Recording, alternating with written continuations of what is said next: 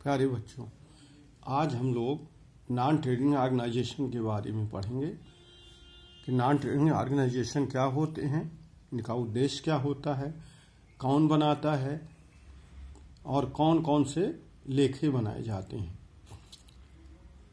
व्यापारिक संस्थाएं वह संस्थाएं हैं जिनका उद्देश्य लाभ कमाना होता है, अर्थात जो संस्थाएं लाभ कमाने के उद्देश्य से बनाई जाती हैं उन्हें ट्रेडिंग ऑर्गेनाइजेशंस कहा जाता है, और जो संस्थाएं सामाजिक सेवा के लिए बनाई जाती हैं उनको नॉन ट्रेडिंग ऑर्गेनाइजेशंस कहते हैं। जो नॉन ट्रेडिंग ऑर्गेनाइजेशंस हैं इनका उद्देश्य लाभ कमाना नहीं होता है। तो ये संस्थाएं जो नॉन ट्रेडिंग ऑर्गेनाइजेशंस हैं, ये इनके पास धन कहाँ से आता है? तो धन जो है इनको इनके जो सदस्य होते हैं उनसे सदस्यता शुल्क लेते हैं, जिसे मेंबरशिप फी कहते हैं।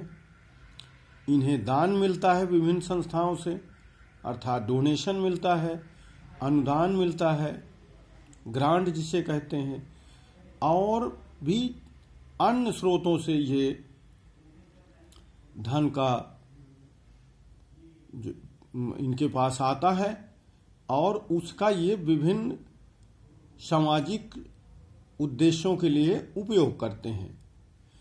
तो ये संस्थाएं जो है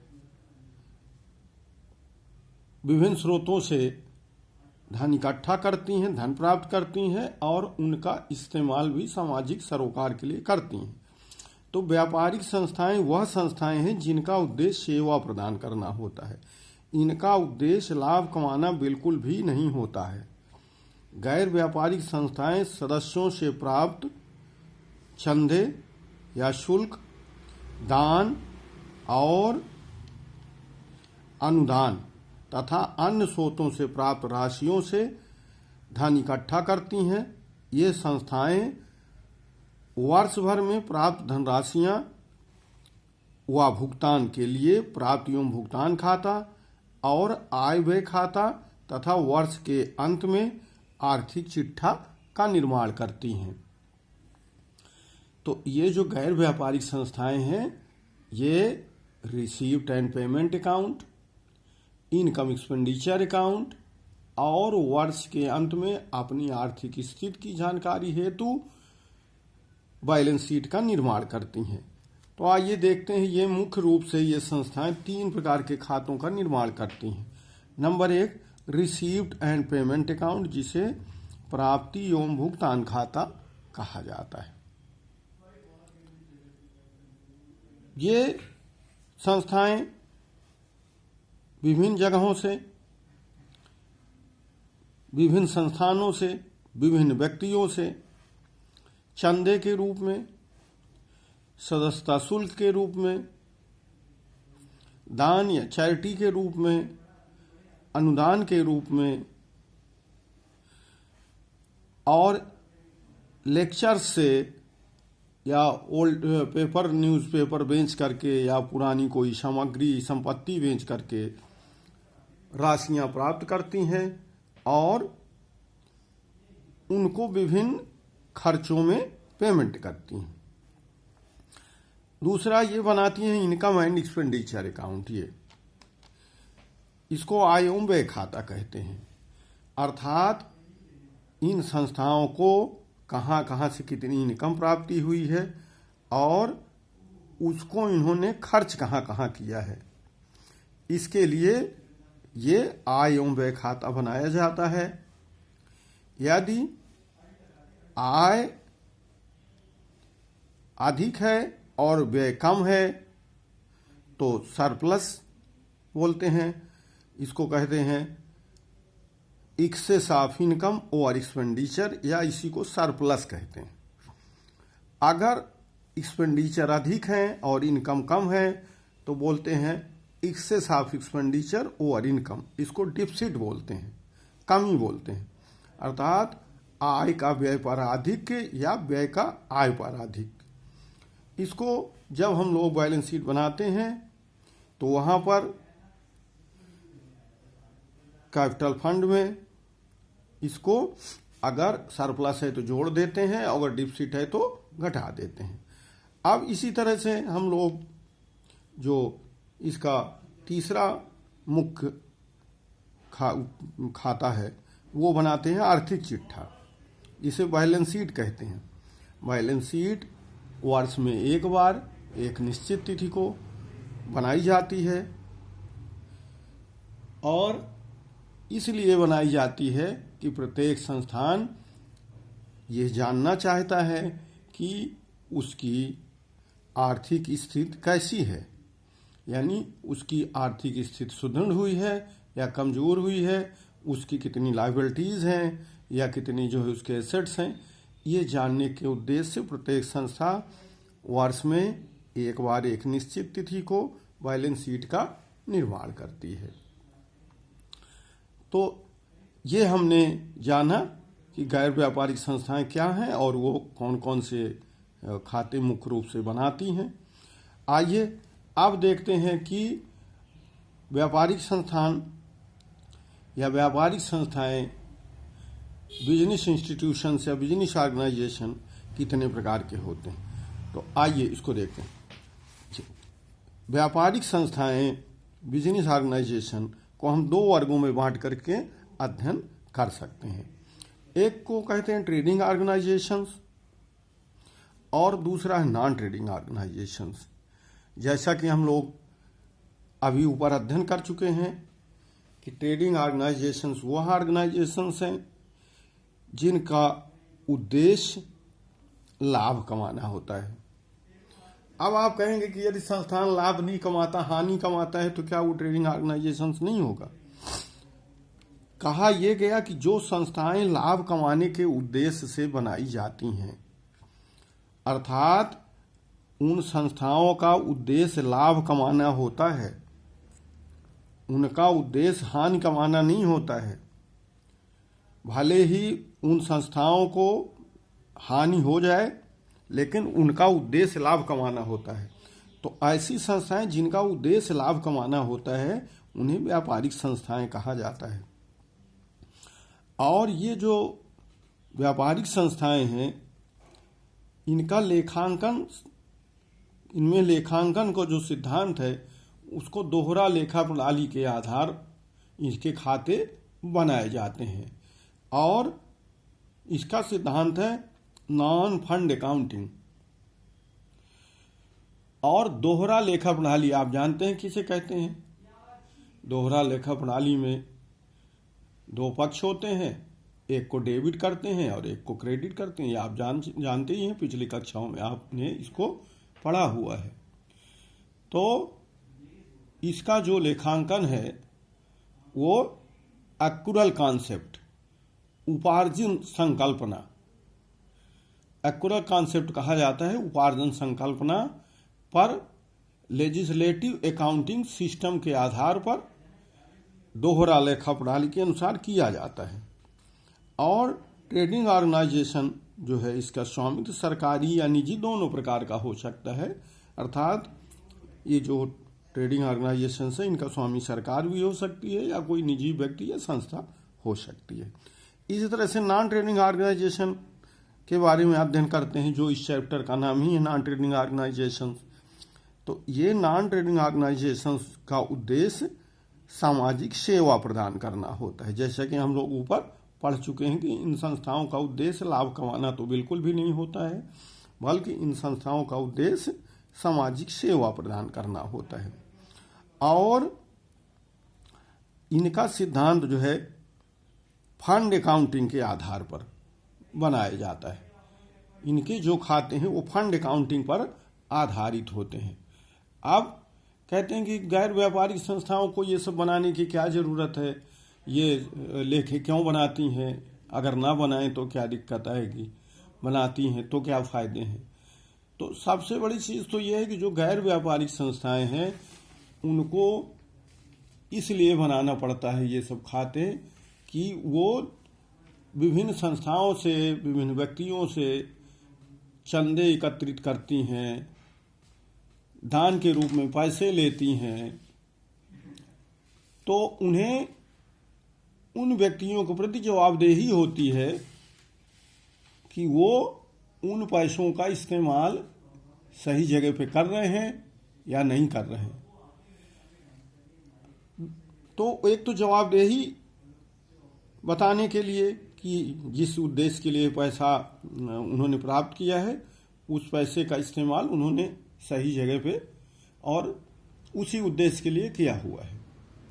दूसरी चीज, प्रत्येक संस्था का ये दायित्व है कि वो अपने हिसाब किताब रखे कि कहाँ कहाँ से उसे कितनी रकम प्राप्ति हुई है और इस रकम को वो कहाँ कहाँ पर खर्च कर रही है। ये भी उसका दायित्व बनता है कि वो इस तरह के अकाउंट्स को मेंटेन करे। और ये भी दायित्व बनता है कि वो अपनी आर्थिक स्थिति की जानकारी रखे कि उसके पास कितनी लायबिलिटीज हैं या उसके पास कितने एसेट्स हैं, जिससे उसकी अपनी आर्थिक स्थिति की जानकारी उसे स्वयं को होती रहे। तो ये जो है वित्तीय उपलब्धियों का मूल्यांकन भी इसी से हो जाता है और व्यय करने की कुशलता का मूल्यांकन हो जाता है इन खातों के बनाने से। आय के अनुरूप व्यय करता है, इनकम एक्सपेंडिचर बनाता है तो उसे पता चलता है कि उसके यहाँ सरप्लस है या डिफिसिट है। अगर सरप्लस है तो वो और भी परोपकार की, सामाजिक सरोकार के कार्य कर सकता है। अगर डिफिसिट है तो उसके लिए प्रबंध करेगा कि भाई अब डिफिसिट ज़्यादा नहीं बढ़े, क्योंकि घाटा कोई नहीं चाहता है। और अगर वो ये खाते नहीं बनाता है तो उसको जानकारी ही नहीं हो पाएगी। इसलिए ये भी जरूरी हो जाता है कि वो ये खाते बनाए जिससे उसको इन सारी बातों के, सरप्लस या डिफिसिट के बारे में जानकारी होती रहे। और ये जैसे कि आर्थिक स्थिति, जो आर्थिक चिट्ठा बनाया जाता है उसके बारे में आप जानते हैं कि आर्थिक खाता क्यों बनाया जाता है। आर्थिक चिट्ठा इसलिए बनाया जाता है कि प्रत्येक संस्था अपनी आर्थिक स्थिति की जानकारी करना चाहती है कि उसके संस्थान की आर्थिक स्थिति किस तरह से है। अब हम लोग जो है इसमें ये देखते हैं कि मुख्य रूप से ये खाते बनाए जाते हैं। इसके अलावा तमाम तरह की इसमें जो है छोटे छोटे बुक्स बनाई जाती हैं, जैसे कैश बुक बनाई जाती है, मेमोरेंडम बुक बनाई जाती है, सैलरी एंड वेजेस बुक बनाई जाती है, ट्रेड रजिस्टर बनाया जाता है, मेंबरशिप रजिस्टर बनाया जाता है। तो ये तमाम छोटे छोटे पुस्तकें या जो है खाते या रजिस्टर बनाए जाते हैं, है ना। स्टॉक रजिस्टर बनाया जाता है जिससे ये पता चले कि इस संस्था के स्टॉक में कौन कौन सी कितनी सामग्री है। तो ये जो हर तरह के हमारे खाते या रजिस्टर बनाए जाते हैं उनका अपना महत्व है। कि कैश रजिस्टर बनाया जाता है तो उससे ये पता चलता है कि भाई कितना कैश आया है ना इनके पास, या इस समय कितना कैश इनके पास शेष है। इस तरह स्टॉक रजिस्टर इसलिए बनाया जाता है कि संस्था ने कहाँ से कितनी सामग्री खरीदी, क्रय की, और वो सामग्री कहाँ पर है, किसके उस जानकारी में है। तो कोई भी सामग्री खरीदना या वो उसका जो है अवधि पूरे होने के बाद उसका जीवन काल जो संपत्ति का पूरा होता है उसके बाद उसको बेचना या आउट ऑफ स्टॉक करना, ये सारी जानकारी जो है हमें स्टॉक रजिस्टर से होती रहती है। संपत्ति के क्रय करने की तिथि इसमें लिखी जाती है, मात्रा लिखी जाती है, मूल्य लिखा जाता है, जिससे कि पूरा हिसाब किताब हमारा संपत्तियों के संबंध में हमेशा मिलता रहे। अब आइए एक चीज़ और देख लेते हैं। कभी कभी बोर्ड परीक्षा में ये आ जाता है कि किन्हीं 4 नॉन ट्रेडिंग ऑर्गेनाइजेशंस के नाम लिखिए या ट्रेडिंग ऑर्गेनाइजेशंस के नाम लिखिए। तो आप देखते रोज़ हैं, समझते हैं, लेकिन वहाँ लिख नहीं पाते हैं। तो आइए उसके बारे में भी थोड़ा सा जानकारी कर लेते हैं।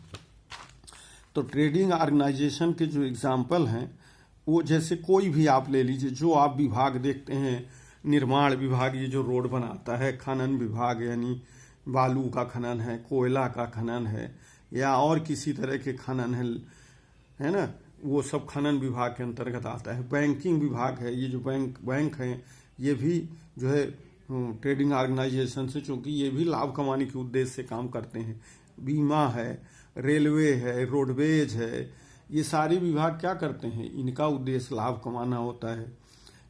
होटल है, होटल डिपार्टमेंट है, विभाग है, ये सारे विभाग क्या करते हैं, ये सारे विभाग जो है ये लाभ कमाने के उद्देश्य से बनाए हैं। तो हमारी परिभाषा ये ट्रेडिंग ऑर्गेनाइजेशंस की, जो संस्थाएं लाभ कमाने के उद्देश्य से बनाई जाती हैं वो जो है ट्रेडिंग ऑर्गेनाइजेशंस कहलाती हैं। इस तरह से नॉन ट्रेडिंग ऑर्गेनाइजेशंस क्या है, जैसा कि आप जानते हैं इनका उद्देश्य लाभ कमाना नहीं होता है। तो ये संस्थाएं सामाजिक सरोकार के लिए बनाई जाती, सामाजिक सेवा के लिए बनाई जाती हैं। जैसे आप जानते हैं इस समय कोरोना काल में बहुत सी संस्थाएं जो हैं लोगों को मुफ्त भोजन करा रही हैं, बहुत सी संस्थाएं लोगों को मुफ्त दवाएं बांट रही हैं, बहुत सी संस्थाएं ऑक्सीजन सिलेंडर बांट रही हैं, बहुत सी संस्थाएं जो है अपने इंफ्रास्ट्रक्चर को अस्पताल बनाने के लिए दे दी हैं। तो ये संस्थाएं जो हैं जो इस तरह का काम करती हैं, सामाजिक कार्य करती हैं, लोगों के कल्याण का कार्य करती हैं, वो संस्थाएं जो है नॉन ट्रेडिंग ऑर्गेनाइजेशन कहलाती हैं। विभिन्न तरह के चैरिटेबल अस्पताल है, स्कूल्स हैं, पुस्तकालय हैं, विश्वविद्यालय हैं, मनोरंजन समितियां हैं और बहुत सी धार्मिक संस्थाएं हैं जो इस तरह का कार्य करती हैं। वो कोई भी धार्मिक संस्था हो सकती है, किसी धर्म से संबंधित हो सकती है, किसी संप्रदाय से संबंधित हो सकती है। यदि वो सामाजिक सरोकार कर रही है, कोई मंदिर हो, मस्जिद हो या और इससे संबंधित कोई समस्या है, समितियां हो, गुरुद्वारा हो, कुछ भी हो, अगर कोई सामाजिक कार्यों के लिए मनोरंजन कराती है लोगों का, लोगों के स्वास्थ्य के लिए क्लब खोलती है या लोगों के पढ़ाई के लिए ड्रेसेस देती है, किताबें देती है, तो वो सारी संस्थाएं नॉन ट्रेडिंग ऑर्गेनाइजेशंस कहलाती हैं। तो प्यारे बच्चों, मुझे उम्मीद है कि आपको इस वीडियो के माध्यम से नॉन ट्रेडिंग ऑर्गेनाइजेशन के बारे में कुछ सीखने को मिला होगा। जिन बच्चों के पास किताब है वो किताब से एक बार रीडिंग लगा लेंगे, जिससे इसको और समझने में सुविधा होगी। अगर आपके पास किताब नहीं है तो इस वीडियो को आप देख लेंगे और इसका मनन कर लेंगे। नेक्स्ट वीडियो में हम लोग इसके आगे का देखेंगे कि कैसे ये खाते बनाए जाते हैं और क्या क्या चीज़ें इसमें कहाँ पर किस तरफ रखी जाती हैं, उसको याद करेंगे और तब उसके बाद फिर इसके संबंधित जो है कुछ प्रश्न भी हम लोग हल करेंगे। तो फिलहाल इस वीडियो में इतना ही। धन्यवाद।